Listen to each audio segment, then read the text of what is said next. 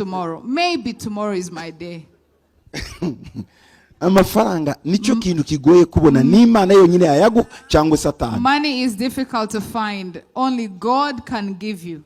Nigute rero ubu ngubu nkatwe abakozi b'Imana. So as servants of God, as we are studying this, how do we have access to funds, to money? Kuko ibyo ari byo byose Imana irayatanga. Because God gives money. Icyambere Imana ibaza kureba ni intention y'umutima. God will first check the motives, the intentions in your heart. Kuko turabeshana.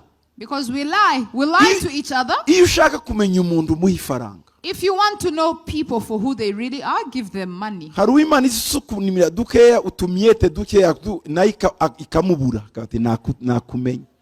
Gehazi rega yari umukozi w'Imana nk'abandi. Gehazi yajanaga na Eliya ndetse no kuzura abantu yarirukaga ariko umunsi faranga za Namani zamucitse. Nico gihe yamenyekanye. If you want to test people, give them money. You will know people's character when they have money. Sometimes God will give you little money just to test you. And as soon as you reveal your true colors, he stops because he realizes money will destroy you. Let me tell you, Gehazi was a man of God. Gehazi moved with a prophet. But the day Naaman's